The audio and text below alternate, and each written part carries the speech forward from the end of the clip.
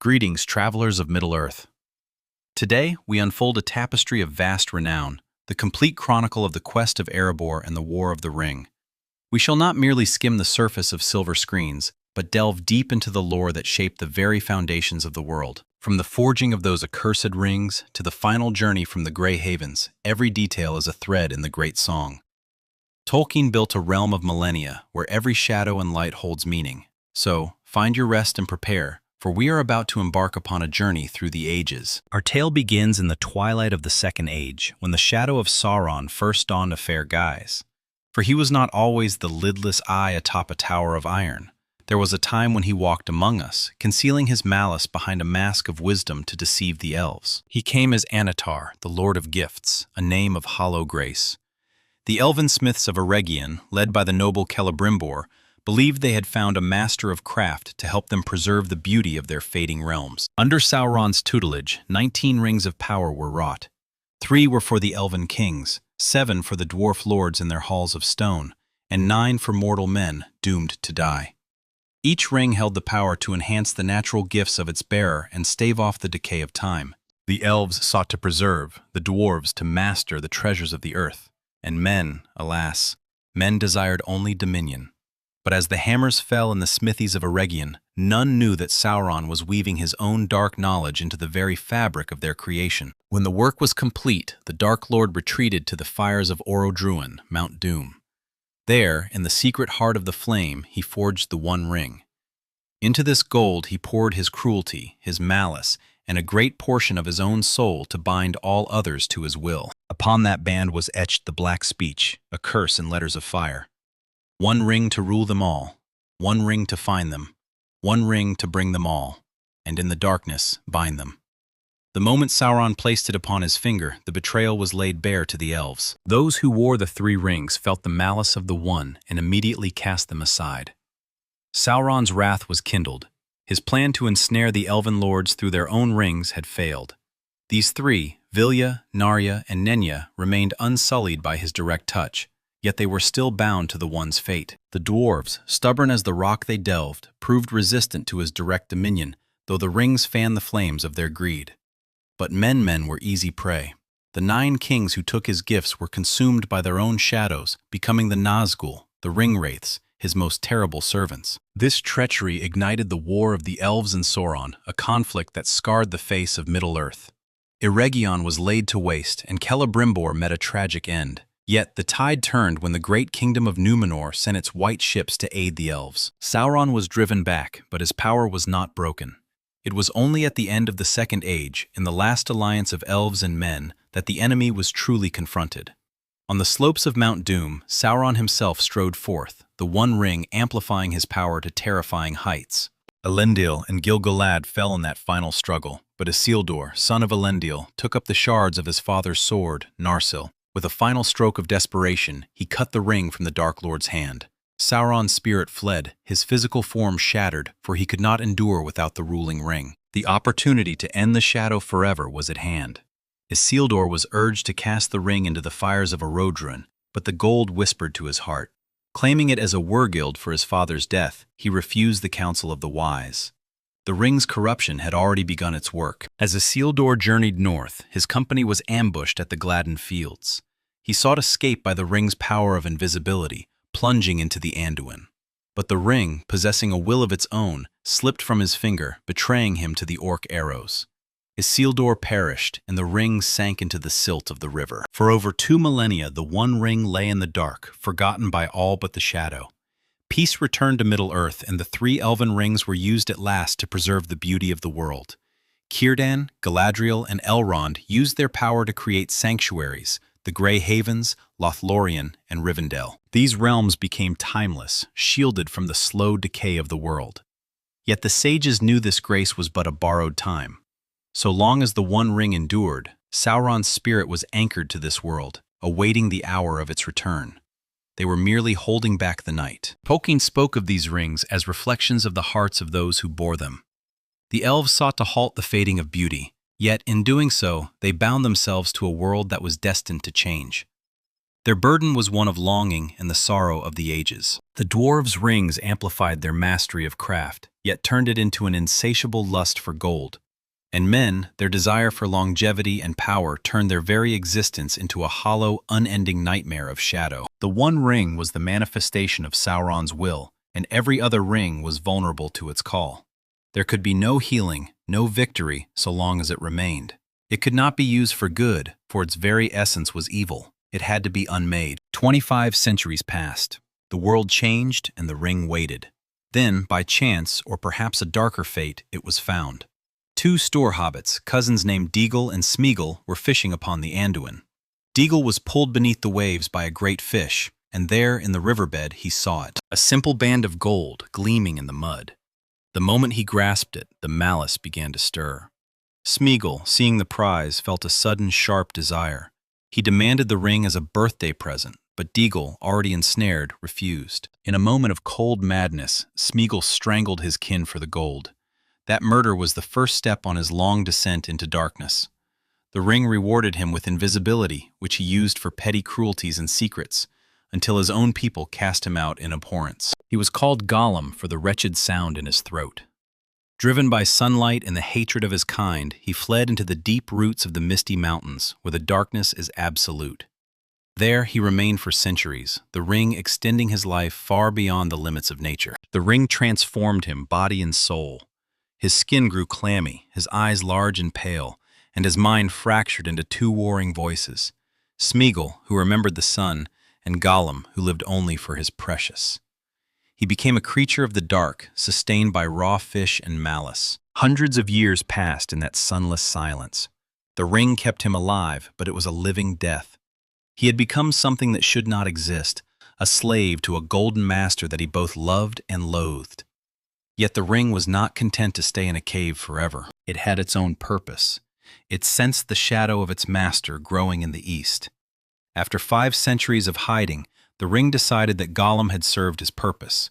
It was time to move on, to find a bearer who would take it back to the world of light, where it could be found. Tolkien wrote that the ring could not create evil where none existed.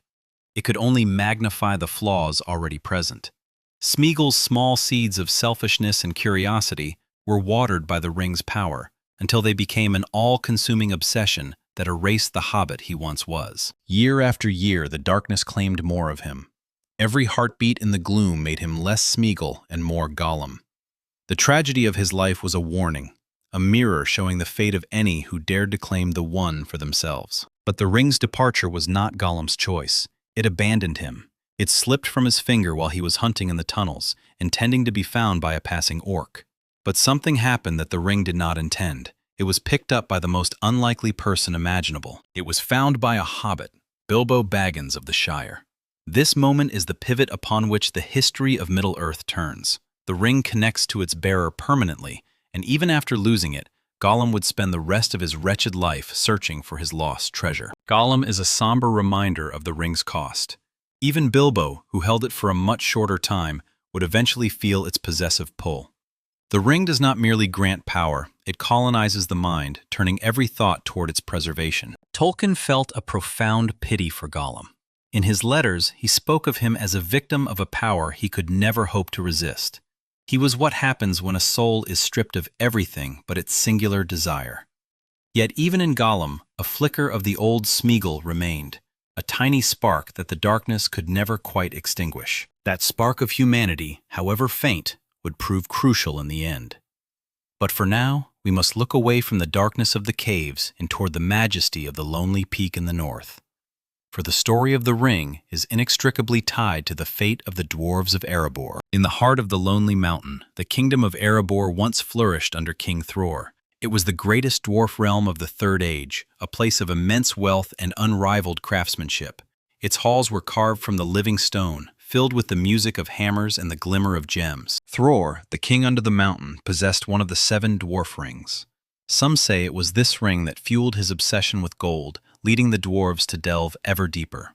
It was in those depths that they found the Arkenstone, the heart of the mountain. The Arkenstone was a jewel of divine beauty, a globe of white light that seemed to capture the essence of the mountain itself.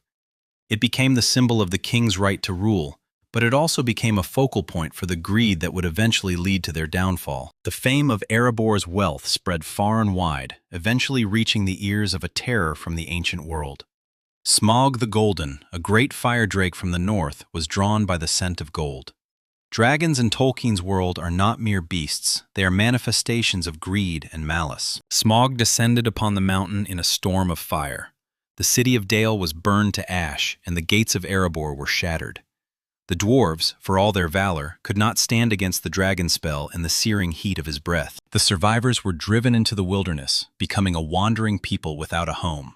Thror and his kin fled south, but the pride of the elves of the woodland realm prevented any aid. King Thranduil turned his back on the dwarves, fueling a bitterness that would last for generations. For years, the dwarves worked as common smiths and laborers in the lands of men, their royal lineage hidden behind toil. Thror eventually went mad and wandered into the ruins of Moria, where he was slain by Azog the Defiler.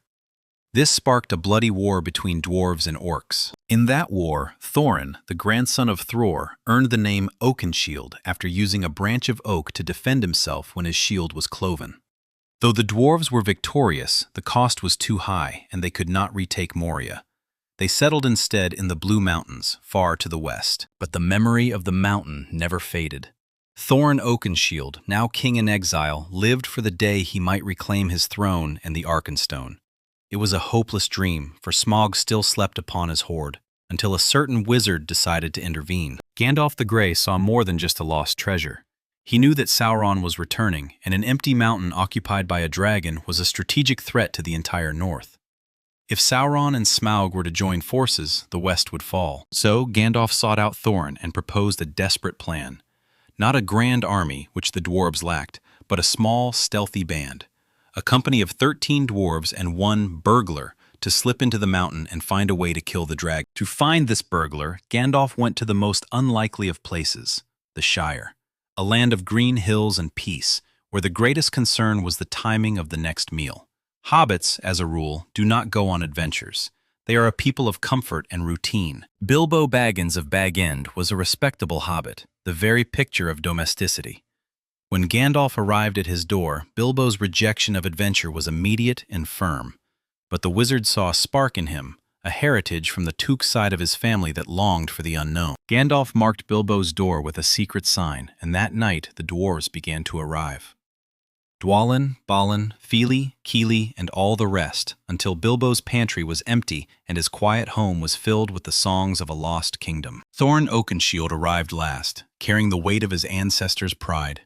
He was skeptical of the small halfling, but Gandalf's word was law.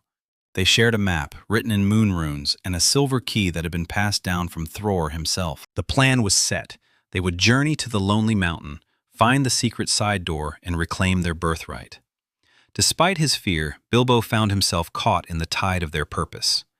The next morning, he ran out of Bag End without even a handkerchief, beginning a journey that would change the world. The early days of the journey were a harsh awakening for Bilbo.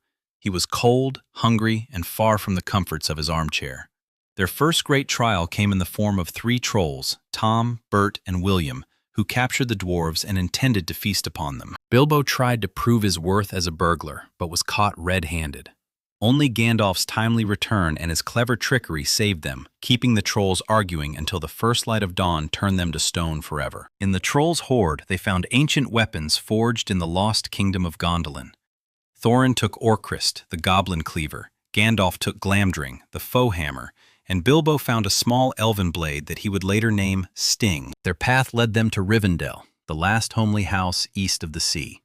There, Elrond Half-Elven welcomed them, providing rest and wisdom.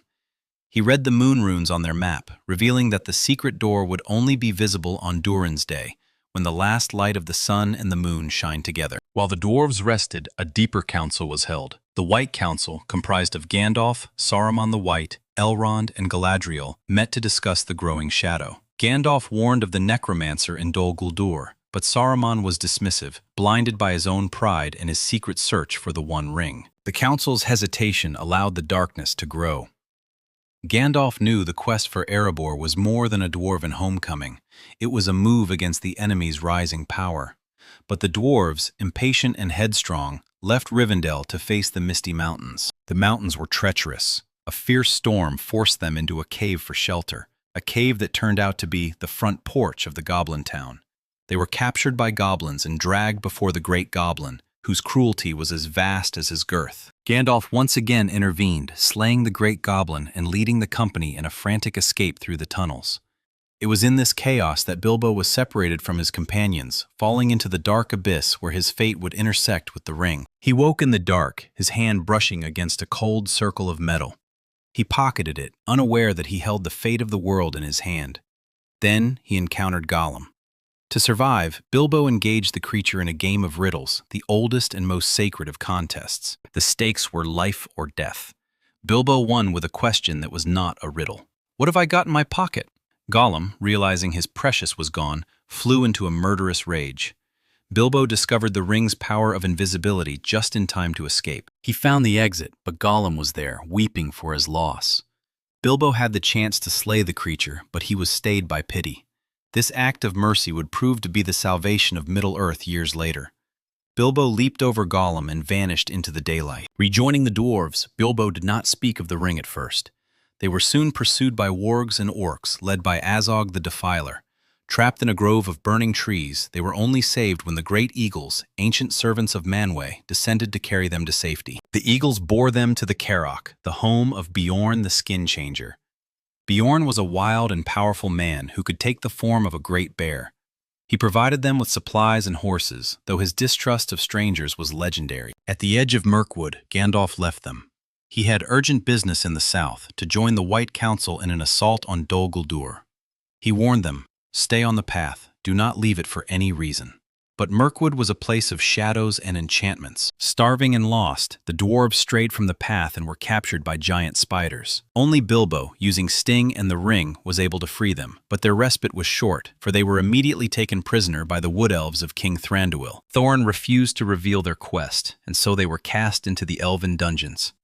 Bilbo, remaining invisible, spent weeks scouting the halls before devising a daring escape. He packed the dwarves into empty wine barrels and sent them plunging down the forest river. They arrived at Lake Town, a city of men built upon the water. The arrival of the King under the mountain sparked hope in the hearts of the people, who remembered the old prophecies of wealth and trade. Despite the master of Lake Town's skepticism, they were given supplies for the final leg of their journey. They reached the lonely mountain at last. On Durin's day, as the sun set, the secret keyhole was revealed. Thorin opened the door, and Bilbo Baggins was sent in to fulfill his contract as a burglar. He descended into the heart of the mountain and saw Smaug. The dragon was vast, a mountain of red and gold scales. Bilbo spoke in riddles to keep the beast at bay, noticing a single bare patch on the dragon's left breast. But Smaug was cunning. He realized the thief had come from Lake Town. In a fit of vengeful rage, Smaug took to the sky to destroy the Barrel Rider's home. He descended upon Lake Town in a storm of fire. Amidst the chaos, Bard the Bowman, a descendant of the Lords of Dale, stood his ground. Aided by a thrush who had overheard Bilbo's words, Bard fired his last black arrow into the dragon's vulnerable spot. Smaug fell, his massive weight crushing Lake Town as he died. The terror of the north was ended, but a new conflict was beginning. The dwarves occupied the mountain, but the sight of the gold began to corrupt Thorin's mind. Dragon sickness took hold of him, and he became obsessed with finding the Arkenstone, which Bilbo had secretly found and hidden. Meanwhile, word of Smaug's death spread. An army of elves and the survivors of Lake Town marched on the mountain, seeking a share of the horde to rebuild their homes. Thorin, however, fortified the gate and refused any parley, sending word to his cousin Dane of the Iron Hills for aid. To prevent a war between friends, Bilbo took the Arkenstone to Bard and Thranduil as a bargaining chip. He hoped this would force Thorin to negotiate, but Thorin saw it only as a betrayal, and the two sides were on the verge of battle when Gandalf appeared. "Hold!" the wizard cried.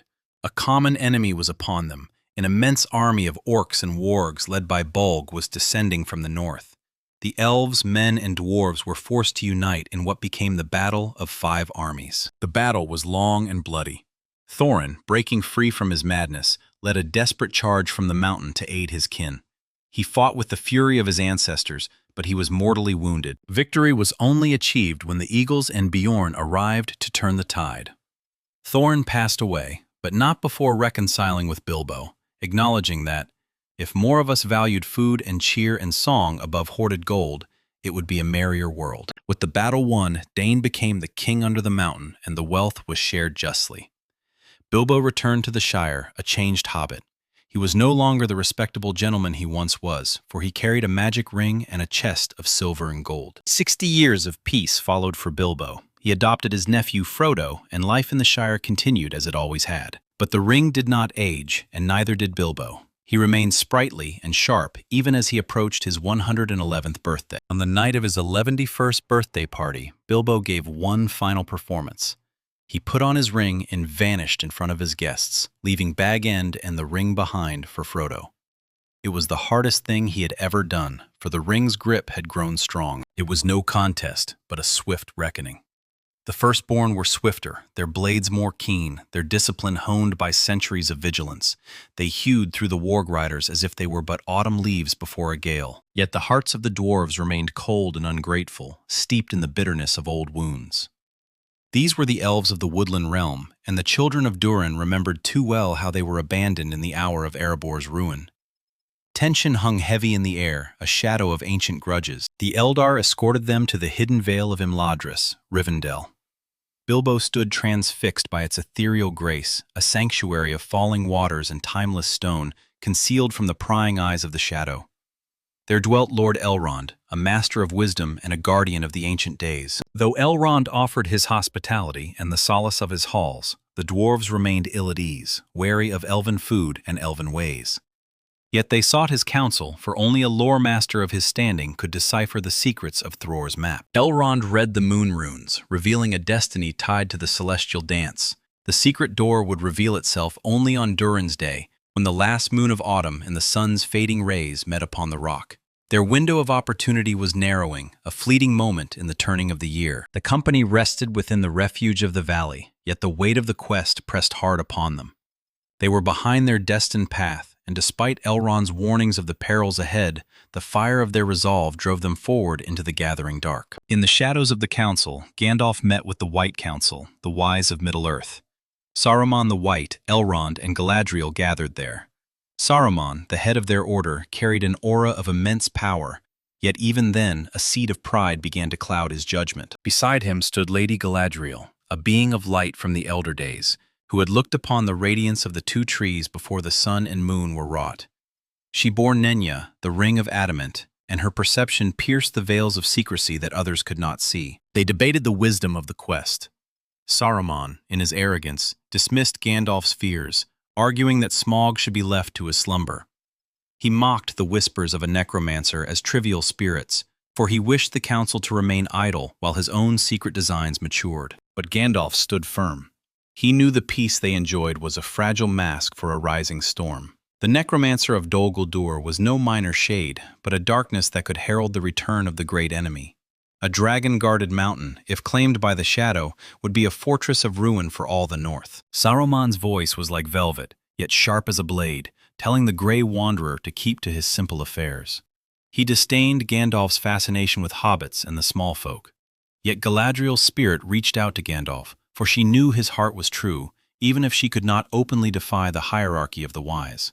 Unbeknownst to the council, Saruman was already ensnared. Through the Palantir, he had been lured by the strength of the Dark Lord, convincing himself that he could master the shadow or replace it. He sought the ring for himself, weaving a web of deceit among his peers. Galadriel saw the gathering clouds, her ring granting her foresight and vigilance. She knew Gandalf was right to wake the world from its complacency. Yet the politics of the council were a heavy burden, and she could only offer her silent blessing as the quest moved into the teeth of danger. The debate was a clash of philosophies.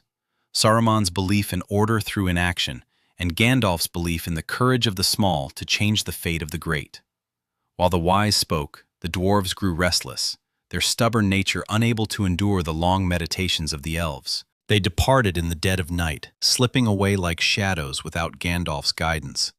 It was a choice born of pride and impatience, leading them directly into the jaws of the misty mountains during a season of unprecedented wrath. Galadriel watched them go, her heart heavy with the knowledge of what was to come. She could not stop the turning of the wheel, only provide the strength for those who would be crushed beneath it. The quest was no longer a simple recovery of gold, but a pivotal move in the War of the World. High in the mountain passes, the elements themselves seemed to war against them. Lightning rent the sky, and they witnessed the terrifying spectacle of stone giants, colossi of rock and thunder, hurling boulders at one another in a primordial display of power. Desperate for refuge, they found a cave that seemed a blessing, but in those cursed peaks, every shadow hides a snare. They had walked into a trap of the goblins, who had tunneled beneath the mountains for centuries, waiting for the unwary. The floor of the cave vanished, and they were tumbled into the abyss of the goblin tunnels. They were dragged before the great goblin, a creature of immense deformity and malice, who mocked their lineage and lusted for their suffering. The goblins recognized Orcrist, the goblin cleaver, and their rage was fueled by ancient hatred for the blades of Gondolin. But Bilbo, small and often overlooked, was separated from his kin in the darkness, falling into a silence that held the destiny of the world. He struck the earth far below, where the light of the sun has never reached. There he found a ring, a golden band that felt unnaturally warm. He placed it in his pocket, a simple act that would echo through the millennia. Then came the voice in the dark, Gollum, the wretched soul who had dwelt in the roots of the mountains for ages. The riddle game began, a contest of wits where the prize was life and the penalty was death. Bilbo's final question, "What have I got in my pocket?" was no true riddle, but in his desperation it saved him. Gollum, realizing his precious was lost to this thief, turned to murder. Bilbo, in his flight, discovered the ring's gift. It shrouded him in invisibility. He followed Gollum to the back exit, hearing the creature's mournful cries. There, Bilbo faced a choice. He could have struck Gollum down, ending the threat forever. But he was stayed by pity, for he saw the misery of the creature's existence. He leaped over the shadow and escaped into the light. This moment of mercy was the turning point of the age. As Gandalf would later say, it was the pity of Bilbo that would ultimately decide the fate of many. Bilbo emerged from the tunnels to find the company once again beset by foes. The goblins and wargs, led by Azog the Defiler, had trapped them upon a precipice. The trees were set ablaze, and hope seemed lost, until the great eagles descended like the wrath of the heavens, plucking them from the fire and bearing them to the Carrock. From that high vantage, they saw the lonely mountain in the distance, a silent sentinel of their destiny. But before them lay the house of Beorn, the skin changer, a man of formidable power who could take the shape of a great bear. Gandalf navigated the introduction with the skill of a diplomat, and Beorn, though gruff and wary, provided them with the means to cross the wild. He hated orcs more than he disliked strangers, and his aid was instrumental in their reaching the eaves of Mirkwood. At the forest's edge, Gandalf bid them farewell. The shadow of Dol Guldur could no longer be ignored. He had to seek the truth of the necromancer. He left them with a final command: stay on the path. Mirkwood was a realm of oppressive gloom and ancient malice. The air was thick with the breath of decay, and the enchantments of the forest began to warp their minds. They were starving, exhausted, and haunted by the feeling of unseen eyes. The giant spiders, the spawn of Shelob, descended upon them. They were creatures of shadow and web, seeking to feast upon the blood of the dwarves. Bilbo alone remained free, using his ring and his blade Sting to battle the monsters in the dark. He freed his companions, yet their victory was fleeting.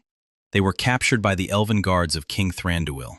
The elves took them to the woodland realm, where Thorin faced the elven king with a defiance that earned him a place in the deepest dungeons. While the dwarves languished in prison, Gandalf's path led him to the ruins of Dol Guldur. There, he discovered the terrifying truth. The necromancer was indeed Sauron, rebuilding his power in the shadows. Gandalf was overmastered and cast into a cage, witnessing the gathering of an orc host. In the woodland realm, Bilbo remained invisible, a ghost in the halls of the elves. He devised a plan of remarkable daring to escape the empty wine barrels being sent downriver to Lake Town.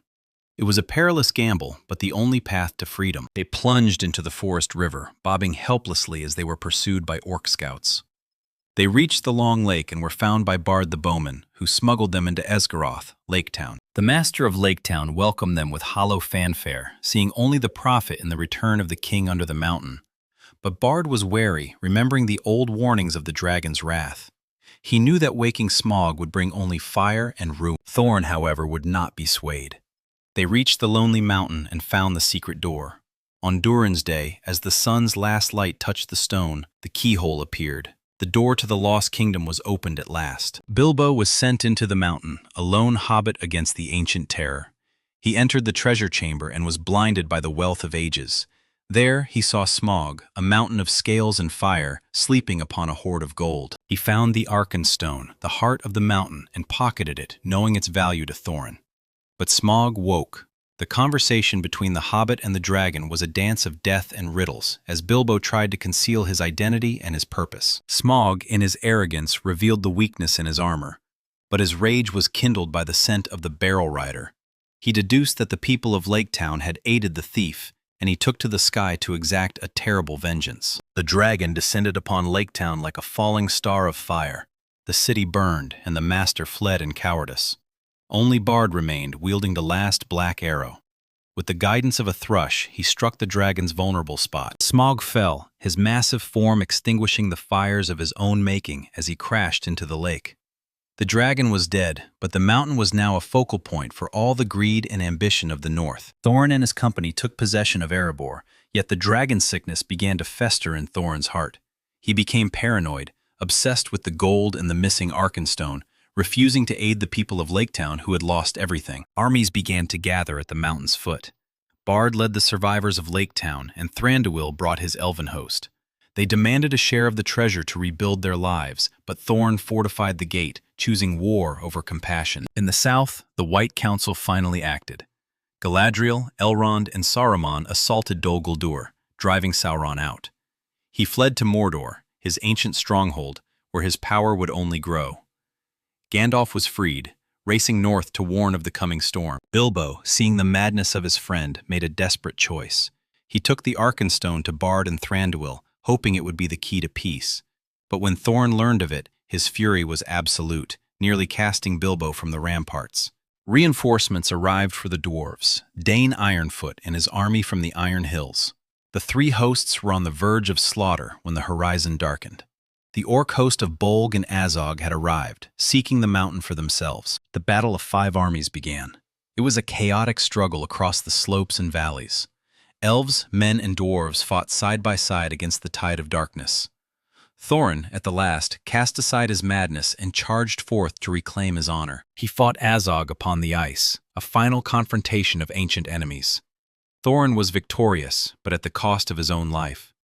Fili and Kili fell beside him, defending their king to the end. The Eagles and Beorn arrived to secure the victory, but the price of the mountain was steep in blood. Thorin died in peace, reconciled with Bilbo, acknowledging the worth of a simple life over hoarded gold. Dawn was crowned king under the mountain, and the treasure was shared. Bilbo returned to the Shire with his ring and his memories, a hobbit who had seen the world and found his courage in the dark. The shadow moved to Mordor. Sauron began to rebuild Barad-dûr, his eye seeking the One Ring. 60 years passed in the Shire, where Bilbo lived in quiet eccentricity, his unnaturally long life a testament to the ring's lingering influence. On his 111th birthday, Bilbo departed, leaving the ring to his heir, Frodo. Gandalf, suspicious of the gold's nature, began his long investigation, traveling to Minas Tirith and tracking the creature Gollum. The truth was revealed. This was the One Ring of the Dark Lord. Sauron had learned of its discovery, and the 9 Nazgûl were sent forth to the Shire. Frodo, Sam, Merry, and Pippin fled their home, beginning a journey far greater than Bilbo's. They met Strider, Aragorn, the heir of Isildur at Bree. He guided them through the wilderness, yet they were cornered at Weathertop. There, the Witch King of Angmar struck Frodo with a Morgul blade, a wound that would haunt his spirit forever. Arwen, the daughter of Elrond, bore Frodo to Rivendell, outrunning the 9. At the ford of Bruinen, the river rose in the shape of white horses, washing the Nazgûl away. Frodo woke in the house of Elrond, where the Council of the Ring was convened. Representatives of all the free peoples gathered. They realized the ring could not be hidden, nor used, for it would only corrupt the bearer. It had to be destroyed in the fires of Mount Doom, the place of its forging. The Fellowship of the Ring was formed, 9 companions against the 9 servants of Sauron. They journeyed south, yet the pass of Carathras was blocked by Saruman's magic. They were forced into the darkness of Moria, Khazad-dûm. Within the dwarf halls, they found only silence and death. They were hunted by orcs and a cave troll, yet a far greater terror waited in the deeps, a Balrog of Morgoth, a demon of shadow and flame. At the bridge of Khazad-dûm, Gandalf stood his ground. "You shall not pass," he cried, breaking the bridge beneath the demon. Both fell into the abyss, and the Fellowship fled in grief, having lost their guide and their hope. They reached Lothlorien, the realm of Lady Galadriel. She gave them gifts and a vision of the future. Frodo offered her the ring, but she refused the temptation, choosing to remain herself and fade into the west. They traveled down the Anduin to Amon Hen. There the fellowship broke. Boromir, lured by the ring's promise of power for Gondor, tried to take it from Frodo. Frodo fled, realizing he had to go to Mordor alone to protect his friends. Uruk-hai, sent by Saruman, attacked. Boromir died a hero's death, defending Merry and Pippin. The hobbits were captured, and Frodo and Sam crossed the river to enter the Emyn Muil, the rocky wasteland leading to Sauron's domain. Aragorn, Legolas, and Gimli chose to pursue the orcs to rescue their friends. They ran across the plains of Rohan, meeting the riders led by Éomer. They found the orc host destroyed, but the hobbits had escaped into Fangorn Forest. In Fangorn, Merry and Pippin met Treebeard, the oldest of the Ents. They roused the shepherds of the trees to act against Saruman's industrial ruin. Meanwhile, Aragorn and his companions met Gandalf, returned from the dead as Gandalf the White. They rode to Edoras, where Gandalf freed King Theoden from Saruman's mental poison. Rohan prepared for war. The people fled to Helm's Deep, an ancient fortress, as Saruman's 10,000-strong army marched upon them. The Battle of Helm's Deep was a night of rain and blood. The fortress held until dawn, when Gandalf arrived with reinforcements and the Ents destroyed Isengard. Saruman's power was broken, trapped within his own tower of Orthanc. Frodo and Sam captured Gollum, who had been tracking them. Frodo, showing the same pity as Bilbo, spared him and used him as a guide to the Black Gate. Finding it impassable, they followed Gollum toward the secret path of Cirith Ungol. Sauron's shadow deepened. He struck at Osgiliath and began the siege of Minas Tirith. Faramir, Boromir's brother, met Frodo in Ithilien. Unlike his brother, he resisted the ring's pull, allowing them to continue their quest. Gollum led them to the stairs of Cirith Ungol, plotting his betrayal. He intended to lead them into the lair of Shelob, the great spider, so he could reclaim his precious from their remains. In the halls of Minas Tirith, Denethor, the steward, fell into madness, convinced of Gondor's doom.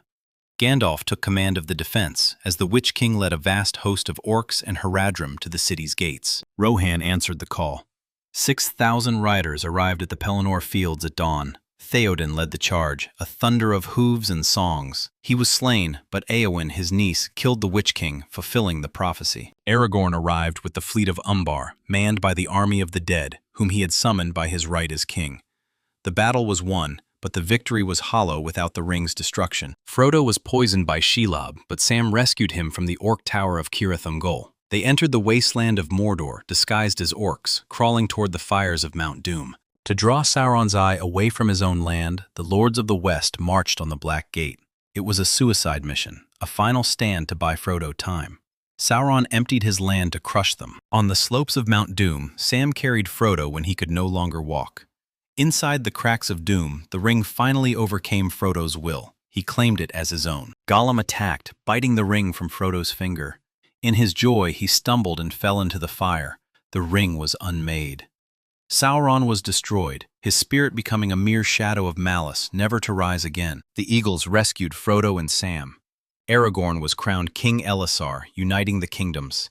He married Arwen, and a new age began for men. But for Frodo, the wounds were too deep. The hobbits returned to a shire changed by Saruman's spite. They liberated their home, but Frodo could not find peace.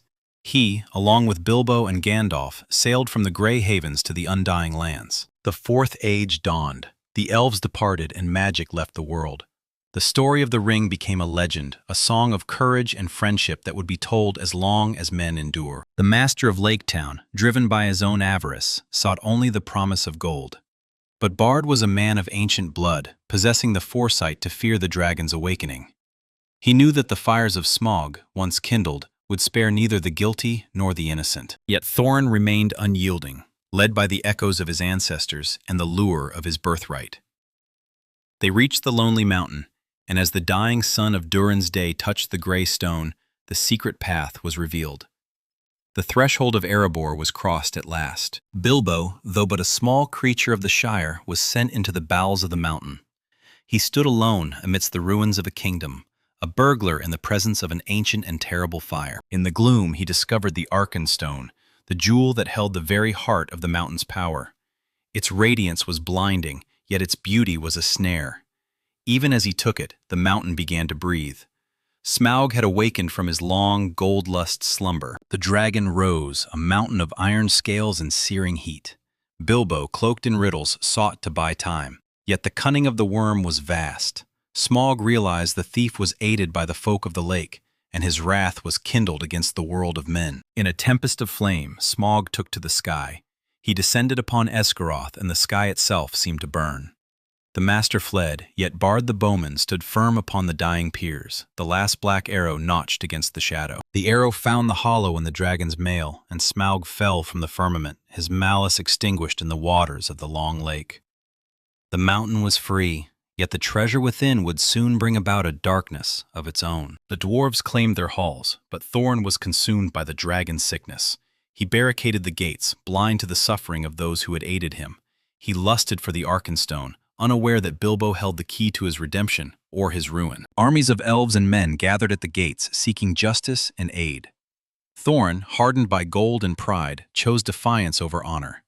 He sent for Dane of the Iron Hills, and the world held its breath as the threat of war between friends loomed. But a darker storm was brewing. From the north, the orc hosts of Azog and Bolg marched, driven by a hatred that transcended gold. Bilbo, in a desperate act of peace, gave the Arkenstone to the Elven King and Bard, hoping to avert the coming slaughter. Thorin's rage was terrible, yet the arrival of the common enemy forced an alliance of necessity. The Battle of Five Armies commenced upon the slopes of Erebor, a clash that would decide the fate of the North. The conflict was a river of blood and valor. Thorin, breaking his own spell of greed, charged from the mountain to meet his destiny. He slew the defiler, but paid the ultimate price, dying upon the battlefield as his honor was restored. The eagles came, and the darkness was driven back. Bilbo returned to his peaceful shire, yet he was a hobbit transformed, bearing a secret gold that would one day summon the shadow back to his doorstep. 60 years passed in a dream of peace. Bilbo remained unchanged by time, his life sustained by the ring's unnatural power. But the shadow in the east had grown, and the eye of Sauron was turning once more toward the Shire. On his 111th birthday, Bilbo departed, leaving his home and the ring to his nephew Frodo. Gandalf, the Grey Wanderer, sensed the malice within the gold and began his long vigil, unraveling the threads of a history long forgotten. The truth was at last revealed in the fires of Frodo's hearth. This was the One Ring, the ruling ring of the Dark Lord. The enemy had learned the names Baggins and Shire from the lips of the wretched Gollum, and the Nine were already on the move. Frodo and his companions fled into the wild, pursued by the Black Riders, wraiths of ancient kings enslaved by Sauron's will. Their journey was a race against a darkness that could not be slain by mortal blades. At Bree, they found an unexpected ally, Strider, the Ranger of the North, who was, in truth, Aragorn, the heir of kings. He guided them through the pathless waste, yet at Weathertop the shadow struck. The Witch King of Angmar pierced Frodo with the Morgul blade, a wound of the spirit that sought to draw him into the realm of the Wraiths. Only the swiftness of Arwen and the power of Elrond's house saved him from a fate worse than death. The Council of Elrond was convened in Rivendell. There, the free peoples of Middle-earth debated the fate of the ring. Boromir of Gondor spoke of using it for defense, yet the wise knew that the ring's only master was Sauron. Destruction was the only path. Frodo Baggins, the smallest among them, took the burden upon himself. The Fellowship of the Ring was formed, 9 walkers to oppose the 9 riders of the shadow. They journeyed south, but the malice of Saruman and the mountain of Caradhras forced them into the dark. They entered Moria, the ancient and ruined halls of the dwarves, where a terror from the First Age still lurked in the deeps. In the chamber of Mazarbul, they found the tomb of Balin and the record of their doom. The drums began to beat, a sound of death echoing through the stone. They were besieged by orcs and a demon of shadow and flame, the Balrog of Morgoth. At the bridge of Khazad-dûm, Gandalf stood alone against the darkness. He sacrificed himself to cast the demon into the abyss, and his final command echoed through the halls. "Fly, you fools!" The Fellowship emerged into the light, grief-stricken and leaderless. They sought sanctuary in Lothlorien, the Golden Wood, where the Lady Galadriel tested their hearts and provided them with the gifts needed for the road ahead. Galadriel looked upon the ring and refused its temptation, choosing to remain in the light. She gave Frodo the Phial of Eärendil, a light for the darkest places, and sent the Fellowship down the Anduin River toward their final trial. At Amon Hen, the Fellowship fractured. Boromir, his mind clouded by the desire to save his city, tried to seize the ring. Frodo, realizing that the ring would destroy his friends, chose to enter Mordor alone. Uruk-hai, the foul breed of Saruman, descended upon them. Boromir found his redemption in death, falling with many arrows in his breast as he defended Merry and Pippin. The hobbits were taken, and the fellowship was ended. Aragorn, Legolas, and Gimli chose not to follow the ring, but to hunt the orcs and save their companions. Their chase across the plains of Rohan was a feat of endurance that would be sung of for ages. In the forest of Fangorn, Merry and Pippin escaped their captors and encountered Treebeard, the oldest of the Ents. They began the slow task of rousing the forest to war against the industrial malice of Isengard. Aragorn and his kin met Gandalf in the woods, returned from the void as Gandalf the White, his power renewed. They rode to Edoras to free King Theoden from the poisonous whispers of Grima Wormtongue. Rohan was awakened. Theoden led his people to the fortress of Helm's Deep, for the 10,000-strong host of Saruman was already on the march, seeking to erase the world of men. The siege of the Hornburg was a nightmare of iron and rain. The walls were breached, and hope began to fade as the tide of Uruk-hai poured into the keep. Yet at dawn, the king rode forth in one final, desperate charge. Gandalf arrived with the dawn, and the enemy was broken. At the same time, the Ents marched upon Isengard, tearing down the walls and flooding the pits of Saruman's craft. The wizard was trapped in his own tower, his power shattered. Frodo and Sam, wandering the Emyn Muil, captured the creature Gollum. Frodo, remembering the mercy of his uncle, bound the creature with kindness rather than iron, using him as a guide to the Black Gate of Mordor. The Black Gate was a wall of despair, guarded by legions. Gollum spoke of a secret way, the stairs of Cirith Ungol. They followed him, unaware that he was leading them into the jaws of an ancient hunger. In the south, the shadows gathered over Minas Tirith. Sauron's main host began its assault upon Osgiliath. Faramir, the son of the steward, met Frodo in the woods of Ithilien and proved his nobility by letting the ring-bearer pass. Gollum's betrayal was nearly complete. He led the hobbits to the lair of Shelob, the last daughter of Ungoliant. There, in the tunnels of silence, Frodo was stung and taken by the orcs of the tower. Samwise Gamgee, the most loyal of companions, rescued his master from the Tower of Cirith Ungol. Together, they began their final, agonizing crawl across the plains of Gorgoroth toward the Mountain of Fire. The siege of Minas Tirith commenced. The Witch King led the assault, and the city's first circle was consumed by fire.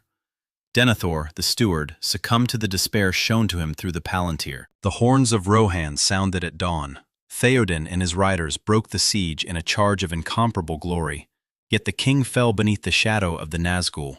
Éowyn, his niece, fulfilled the prophecy and slew the Witch King. Aragorn arrived with the Black Ships, leading the army of the dead. The Battle of the Pelennor Fields was won, yet the shadow of Sauron remained. To buy Frodo time, the Lords of the West marched upon the Black Gate to challenge the Eye. At the cracks of doom, the ring finally broke Frodo. He claimed the gold, but Gollum, in a final struggle of lust and fate, bit the finger from his hand and fell into the abyss. The ring was unmade, and the Dark Lord was no more. The towers of Barad-dûr collapsed, and the ground of Mordor swallowed the host of the enemy. The age of the ring had ended. Aragorn was crowned King Elessar, and a new era of peace began for the world of men. The hobbits returned to a shire scarred by the malice of Saruman. They fought one last battle to reclaim their home, proving that the small folk were no longer to be trifled with. The Shire was restored, yet Frodo was forever changed. The Fourth Age dawned. The Three Rings lost their power, and the Eldar began their final departure. Frodo, Bilbo, and Gandalf sailed from the Grey Havens, seeking the peace of the Undying Lands, leaving Middle-earth to the hands of men. In the silent halls of Moria, the Fellowship moved like ghosts. Gimli's heart was heavy, for he found only the dust of his kin where he had hoped for a king's welcome. The glory of Khazad-dûm was but a memory in the dark. They found the tomb of Balin in the chamber of Mazarbul. The sun's last light fell upon the stone, and Gandalf read the final words of a lost people. They are coming. The drums began, a low, rhythmic pulse that signaled the end of their secrecy. Orcs swarmed the chamber, and the Fellowship fought for their lives. Boromir's horn echoed through the stone, and the blade of Aragorn sang once more. They broke the siege and fled through the labyrinth, with the shadow of a Balrog rising behind them. The bridge of Khazad-dûm was the final threshold. Gandalf faced the demon of flame, his staff a beacon in the gloom. He broke the bridge, sending the Balrog into the void, yet was dragged down into the darkness himself. The Fellowship escaped, weeping for their lost guide. They reached the golden Malorn trees of Lothlorien. The Lady Galadriel and Lord Celeborn received them, offering rest in a land where time seemed to stand still. Yet even here the ring's presence was a weight upon the soul. Galadriel showed Frodo her mirror, a basin of visions where the past, present, and future flowed as one. Frodo offered her the One Ring, but she saw the darkness it would bring. She passed the test, accepting her fate to fade into the west. The Fellowship departed in boats, gifted with elven cloaks and lembas bread. They traveled the Anduin, passing the Pillars of the Kings, the Argonath, reminders of the ancient glory that Aragorn was destined to reclaim. At the Falls of Rauros, the trial of Amon-Hen began. Boromir, his heart consumed by the weight of Gondor's survival, fell under the ring's spell. He tried to seize it, and Frodo fled, vanishing into the spirit world. Frodo crossed the river with Sam, for the gardener would not be left behind. Meanwhile, the Uruk-hai of Isengard struck. Boromir died in honor, defending the small folk he had once sought to betray. The Fellowship was severed. Aragorn stood over his fallen friend and pledged to protect his city. He, Legolas, and Gimli began their great hunt across the green fields of Rohan, tracking the orcs who bore Merry and Pippin away into the sunset. In the plains of the Rittermark, they met the riders of Rohan, led by the exiled Éomer. They learned of the king's decline and the corruption of Saruman. The trail led them to the eaves of Fangorn, where the orc host was destroyed. Inside the forest, they found not the dead, but the white-clad figure of Gandalf, returned from the halls of death. He was the White Wizard now, his spirit tempered by fire and the will of the Valar. He led them toward the capital, Edoras. At the same time, Merry and Pippin found their own destiny in the hands of Treebeard. They convinced the Ents that their forest was at risk, and the Entmoot began, a slow gathering of ancient strength that would soon march upon Isengard. In Edoras, Gandalf confronted the king. He cast out the influence of Grima and restored Theoden to his senses. The king of Rohan stood tall once more, and he called his people to move to the refuge of Helm's Deep. The journey was a desperate retreat. Saruman's warg riders harried the column, and Aragorn was nearly lost to the river. Yet he returned, warning of the 10,000-strong army of Uruk-hai that was bearing down upon them. The siege of Helm's Deep began in darkness and rain. The walls were high, but the enemy was legion. It was a battle of endurance, where men and elves stood together against the tide of industrial hate that sought to burn the world. The deeping wall was breached by the wizard's fire, and the defenders were pushed into the caves. Hope was a flickering flame. Yet Aragorn and Theoden rode out at the break of dawn, meeting the enemy in one last glorious charge. Gandalf arrived with the sun, leading the exiled riders. The Uruk-hai were trapped between the cavalry and the living forest of the Ents. The power of Saruman was broken upon the rocks of the Hornburg. At Isengard, the Ents unleashed the river, drowning the pits of the wizard's labor. Saruman was imprisoned in Orthanc, his staff broken by Gandalf.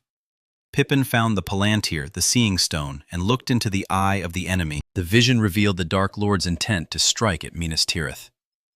Gandalf took Pippin and rode like the wind toward Gondor, while Aragorn and the others remained to rally the forces of Rohan for the coming war. Frodo and Sam followed Gollum through the dead marshes, where the faces of the fallen from ancient wars stared up from the water.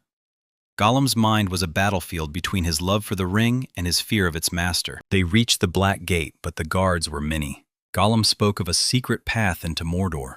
Frodo, in his pity, believed him. They turned south toward the crossroads of Ithilien, entering the territory of the Rangers of Gondor. Faramir captured the hobbits and learned of the ring. He saw the shadow it cast upon his family, yet he proved his strength by refusing its power. He released them, providing supplies and a warning of the stairs of Cirith Ungol. In Gondor, the beacons were lit. The call for aid went out to Rohan, and Theoden began the gathering of his riders. Aragorn took the paths of the dead to summon the ghost army that had once broken their oath. The siege of Minas Tirith was a storm of fire and shadow. The Witch King brought down the gates with the ram Grond, and the city seemed lost. Denethor, the steward, succumbed to madness and chose a pyre over defense. The Rohirrim arrived as the dawn broke. Their charge was a song of steel that broke the enemy lines. Theoden fell, but Éowyn and Merry stood against the Lord of the Nazgul, destroying the creature that no living man could kill. Aragorn arrived with the ships, and the Battle of the Pelennor Fields ended in victory. Yet the Black Gate still held the strength of Mordor. The Lords of the West chose to march toward it as a final diversion for the ring-bearer. Frodo and Sam reached the cracks of doom. Gollum attacked one last time, a shadow of greed in the heart of the fire. The struggle ended as fate intended. The ring was swallowed by the flame, and the Dark Lord's power was unmade. The spirit of Sauron became a thin wind of malice, and his works were leveled to the dust. The age of men had come. Aragorn was crowned, and the king returned to his throne, wedding Arwen and uniting the broken lands. The hobbits returned to the Shire, finding it under the heel of the fallen Saruman. They led a rebellion, driving the wizard out and restoring the green hills of their home. Sam married Rosie, and life began anew. But the world was fading for the Eldar. The three rings were gone, and the sea called to the elves. Círdan prepared the last ship at the Grey Havens, for those who had seen the light of old were ready to depart. Frodo Baggins, bearing the scars of his journey, was allowed to pass west. He joined Bilbo and Gandalf on the final ship. They sailed beyond the circles of the world, into the Undying Lands, where their wounds could finally heal. Samwise returned to Bag End, the last of his kind to bear the Red Book. He looked upon his children and his home, and as the sun set over the Shire, he spoke the final words of the Chronicle. "Well, I'm back." The Fourth Age unfolded, a time of men and the fading of magic. The story of the ring became a legend, a testament to the fact that even the smallest person can change the course of the world through courage and love. Gandalf bore Pippin upon the swift wings of Shadowfax, racing toward the White City to kindle the spark of hope. He learned that the traitor Saruman had revealed his hand, breeding the Uruk-hai, monsters of iron will who could endure the sun's gaze without faltering. In the twilight of Rivendell, Arwen's light began to fade. She had chosen the path of mortality to be with her beloved, existing in the precarious balance between the eternal and the fleeting. Lord Elrond saw that if the shadow prevailed, his daughter would perish in agony, and even if the West won, she would still face the bitter end of all mortals. His final hope was to arm the king. He commanded the elven smiths to reforge the shards of Narsil, the blade that had once sundered the ring from Sauron's hand. They wove ancient spells into the steel, birthing Andúril, the flame of the West. Elrond himself bore the sword to Aragorn, forcing the heir to embrace his destiny. Upon reaching Minas Tirith, they found a city girding for a war it could not win. Denethor, the steward, was a man consumed by bitterness for his fallen son Boromir, and a cold pride that blinded him to the return of the king. He had looked too deep into the Palantir, and the Dark Lord had fed him only visions of despair. Sauron's selection of visions, the endless tides of orcs, the inexorable march of ruin, had broken the steward's spirit. The armies of the Eye began to encircle the city, a gathering of malice meant to break the West forever. From the east and south, the legions of men who served the Shadow converged upon Gondor's walls. Minas Tirith stood tall, yet she was but a lonely island in a sea of night. Her garrisons were spread thin, and many of her fortresses had already been abandoned. The siege began with fire and stone as the enemy sought to crush the morale of the defenders before the first gate was even struck. Across the mountains, the beacons of Gondor were lit, a desperate cry for aid. Theoden, king of the Mark, answered the call, knowing that to save Gondor was to risk the total ruin of Rohan. Yet he gathered every rider who could hold a spear, for honor demanded no less. Aragorn rode with them, yet his soul was a battlefield. The crown of Gondor was within his reach, but he feared to claim it lest he fall as his ancestors did. Elrond's arrival with Andúril changed all. He revealed the path through the mountains where the Oathbreakers dwelt, spirits cursed to wander until they fulfilled their vow to the king. If Aragorn could command the dead, he would possess a force that no mortal army could withstand. He, Legolas, and Gimli ventured into the Dimholt, entering the paths of the dead. There, the shadows drove men to madness, yet the heir of Isildur walked with the authority of the throne. The king of the dead challenged his claim, but Aragorn's blade was proof of his lineage. The spirits agreed to fight one final battle to earn their eternal rest. Meanwhile, at Minas Tirith, the sky was blotted out by the wings of the Nazgûl, their cries radiating a terror that chilled the very marrow of the defenders. Denethor's madness reached its zenith. When Faramir was brought back from the front, lingering at the edge of death, the steward chose the pyre. He would burn his line to ash rather than see the city fall. Gandalf and Pippin saved the son, but the father surrendered himself to the flames, leaping from the heights of the citadel. The outer walls fell, level by level, as the enemy ground down the resistance. The orcs catapulted the heads of the fallen over the battlements, a gruesome harvest meant to shatter the hearts of those who remained. Each time a wall was breached, the defenders retreated further into the heights. Despair was a tangible weight, and the civilians huddling in the upper circles knew that if the orcs reached them, there would be no mercy. When Grond, the wolf-headed ram, finally splintered the great gate, The Witch King of Angmar strode through the ruins, a shadow of ancient doom. But as the Witch King prepared to claim the city, the horns of the north echoed across the plains. 6,000 riders of Rohan crested the ridge at dawn, their spears like a forest of light. It was a charge of legend, hitting the flank of the orc army like a hammer upon an anvil. Theoden led his people with the songs of old, trampling the siege engines and hewing through the ranks of the shadow. For a brief moment, the tide seemed to turn, but then came the Haradrim, riding their Mumakil, monstrous beasts of war that crushed horse and man alike. The momentum of the Rohirrim was halted by the towers of the desert men. Theoden was struck down, crushed beneath his horse, as the Lord of the Nazgul descended to finish him. But Éowyn, the Shield Maiden, and Merry the Hobbit stood in his path. "No man can kill me," the Wraith boasted. Yet Éowyn revealed her truth. "I am no man!" With Merry's aid, she struck the final blow, banishing the Witch King's spirit forever. Aragorn arrived with the Black Ships, unleashing the army of the dead upon the field. They were an unstoppable wave, spreading a fear that no mortal weapon could match. The battle became a rout. The forces of Sauron were broken and fled. The city was saved, but the victory was bought with the lives of kings and commoners alike. Theoden was dead, and thousands of Gondor's finest were lost. Yet the eye of Sauron was now turning in fury toward the Black Gate. While the world of men bled, Frodo and Sam took the long and treacherous road. Gollum led them to the Black Gate, but they saw only a wall of iron and stone. He spoke of the secret stairs of Cirith Ungol, a path through the mountains that would take them into the heart of Mordor. The climb was a slow death. Thousands of steps carved into the sheer rock, where one slip meant the abyss.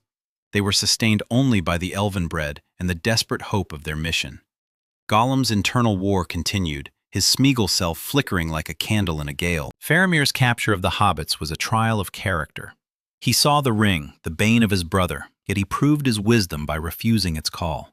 He sent them on with warnings of the spider's lair, for he knew that Gollum was leading them into a trap of ancient hunger. At the top of the stairs, Gollum's betrayal was laid bare. He led Frodo into the lair of Shelob, the last daughter of the Shadow who had destroyed the two trees. She was a horror of web and venom, a remnant of the primordial darkness that hated all light. Shelob struck, stinging Frodo into a death-like paralysis. Sam, believing his master dead, took the ring to continue the quest. But when he learned that Frodo was alive and taken by the orcs of Cirith Ungol, the gardener became a warrior, storming the tower to rescue his friend. The orcs' own greed saved them. They fought over Frodo's mithril coat until only a few remained. Sam freed Frodo, and together, disguised in the armor of the enemy, they began the final crawl across the ash plains of Mordor toward the Mountain of Fire. Every step was an agony. The ring was a leaden weight, its malice whispering of the power to rule the world. Frodo's mind was a scorched wasteland, his memories of the Shire fading into the red glare of the eye. Sam was his only anchor, the strength that kept his heart beating. The siege of Gondor had been a grinding hell that no film could fully capture. The terror of the Nazgul was constant, a psychic assault that drained the will to fight. Gandalf alone kept the morale from crumbling as the outer walls were taken circle by circle. When the Great Gate fell to Grond, the Witch King challenged the White Wizard. It was a confrontation of the highest powers, interrupted only by the horns of Rohan. The charge of the Rohirrim was a moment of transcendent glory, as Theoden's riders shone with the light of the kings of old. But the Mumakil turned the field into a slaughterhouse. Each animal was a moving fortress, and it took dozens of men to bring one down. Theoden fell, his horse crushed him, and his last breath was used to name his successor and bless his niece. The destruction of the Witch King by Éowyn and Merry broke the enemy's morale, yet it was the arrival of Aragorn and the army of the dead that turned the tide into a rout. The spirits swept through the field, untouchable by mortal blades, until the plain of Pelennor was cleared of the shadow. Aragorn released the dead from their oath, and the people of Gondor began to recognize the hands of the Healer King.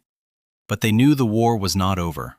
Sauron still held vast armies in reserve, and his eye was fixed on his own borders. The lords of the West gathered for a council of war. They knew Frodo was in Mordor, and the only way to save him was to draw Sauron's attention away. They would march on the Black Gate, a suicide mission designed to convince the Dark Lord that they held the ring and intended to use it. 7,000 men marched across the ruins of Osgiliath toward certain death.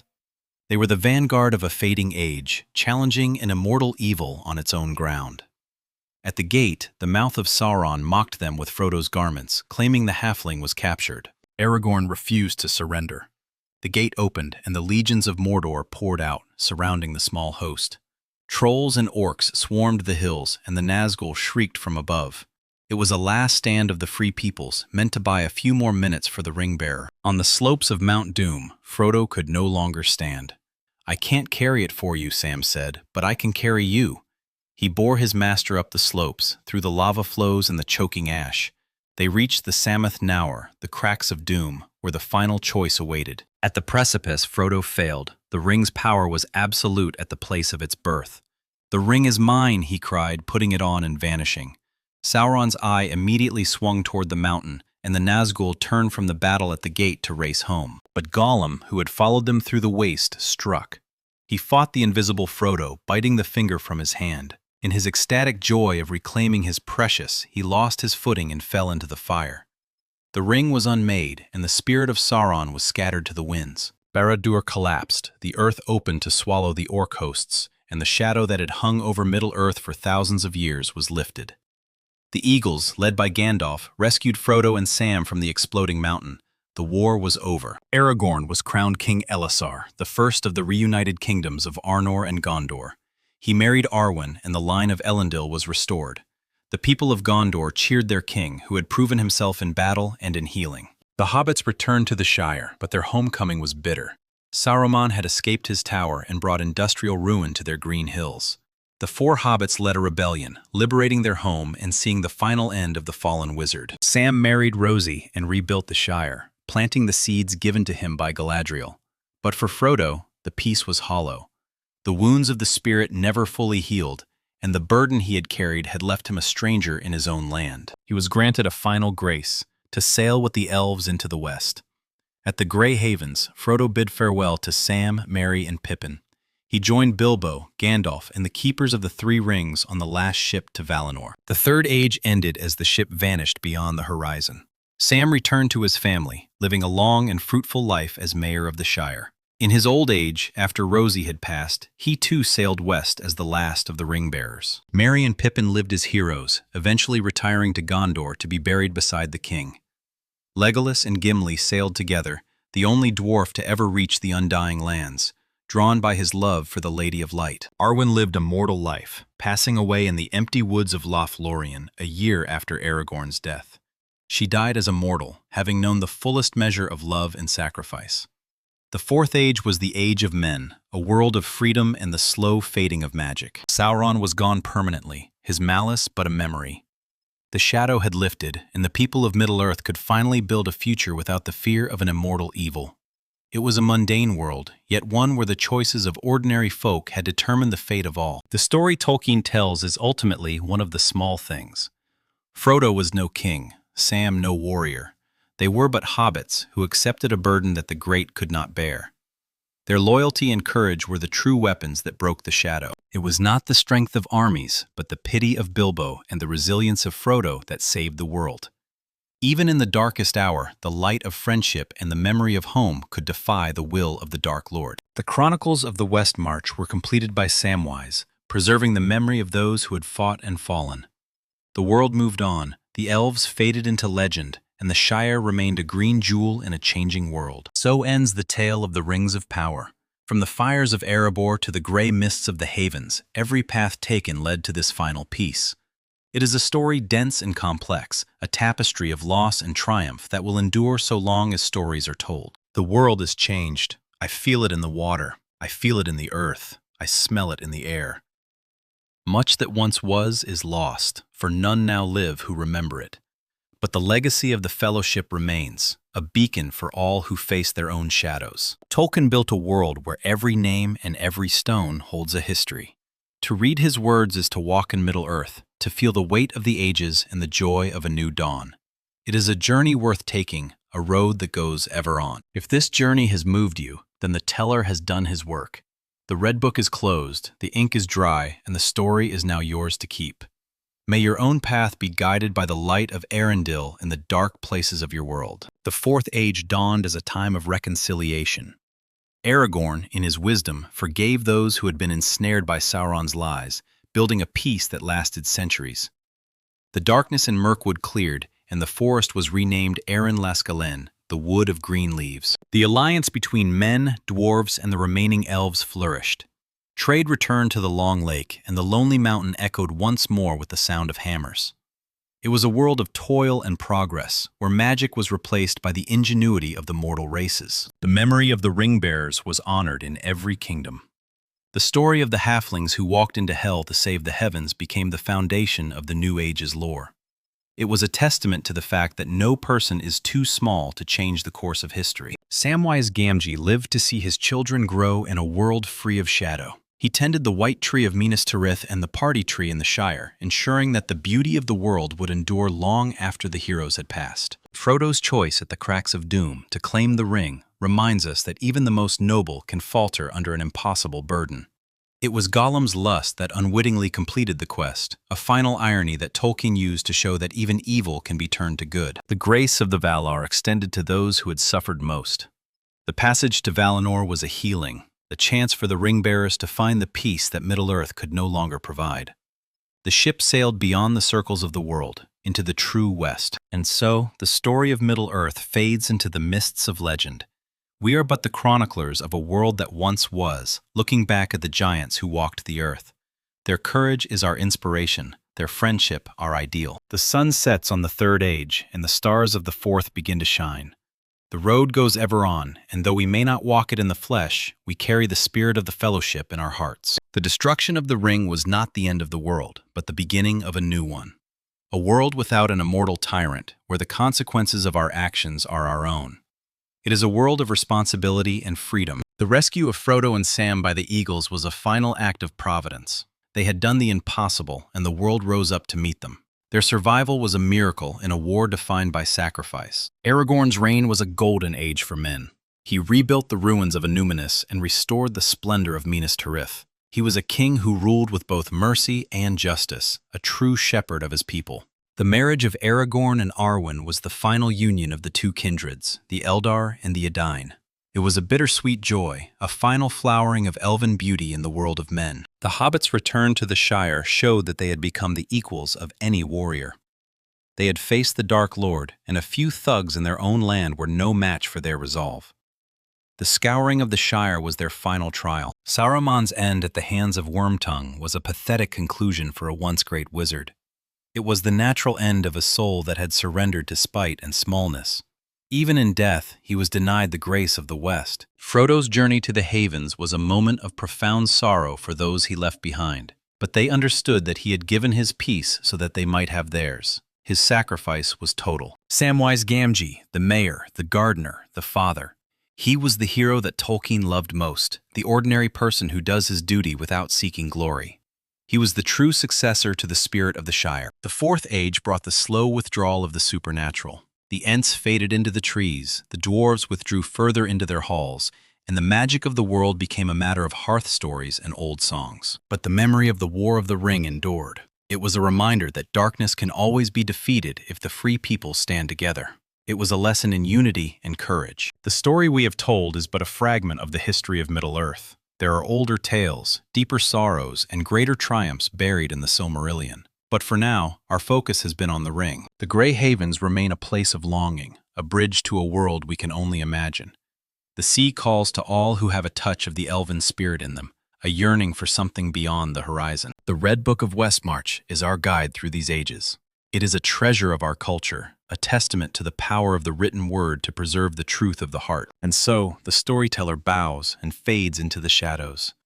The hearth fire is low and the night is deep, but the story remains, a light for you when all other lights go out. Thank you for listening to this massive tale. It has been an honor to walk these paths with you. Middle-earth is always there, waiting for you to return between the pages of a book. The Fourth Age is ours now. We are the inheritors of the world that Frodo and Sam saved. Let us live in a way that honors their sacrifice in the beauty of the world they loved. Samwise Gamgee lived to see the fruits of his labor. His children played under the trees he planted, in a world that knew no master but justice. He was a content man, the most successful of all the fellowship. The Red Book was passed down through his line, a legacy of truth and wonder. The names of the 9 companions were never forgotten, their deeds becoming the foundation of the New World's morality. Aragorn's death at the age of 210 was the passing of the last of the great Númenóreans. He chose his own time to depart, leaving the throne to his son Eldarion. He died with a smile, knowing he had fulfilled his oath. Arwen's death was the final sorrow of the Fellowship. She passed away in the empty woods of Caras Galadon, the last of her kindred to remain in Middle-earth. Her choice was the final echo of the ancient sacrifice of Luthien. The story of Middle-earth is a story of fading, but also of beginnings. The magic left, but the humanity remained. It is a world we recognize because it is our own world, seen through the lens of myth. The shadow of Sauron is gone forever. There will be other evils, other darknesses, for such is the nature of the world. But that specific immortal malice is ended. The playing field is level. Aragorn's reign was a time of healing. He restored the old laws, built bridges between peoples, and ensured that the peace was a just one. He was a king who understood that power is a service. The memory of the ring-bearers is a beacon for all who face impossible odds. It tells us that courage is not the absence of fear, but the decision that something else is more important. Tolkien's work is a gift to the world, a reminder of the power of the imagination to create truth. It is a story of the small against the great, the light against the dark, and the love that binds us all. Frodo, Sam, Merry, and Pippin. 4 hobbits who changed the world. Let their names be a song in your heart, a reminder that you too have the power to make a difference. Thank you for staying until the end of this journey. It has been a long road, but a glorious one. We have seen the forging of the rings and the sailing of the last ship. We have seen it all. If this has ignited a fire in your soul, then the mission is complete. Go forth and find your own adventure, your own shire to protect, and your own fellowship to lead. I have plans for more explorations of this world. The First Age, the fall of Gondolin, the tale of Beren and Luthien. There is so much more to tell. Join me again when the hearth fire is lit. Share this story with those who have only seen the shadows on the screen. Let them know the depth of the source, the richness of the history, and the beauty of the words that Tolkien wrote. Farewell, travelers. May the light of the Evenstar guide you home, and may the hair on your toes never fall out. Until we meet again in the halls of the wise.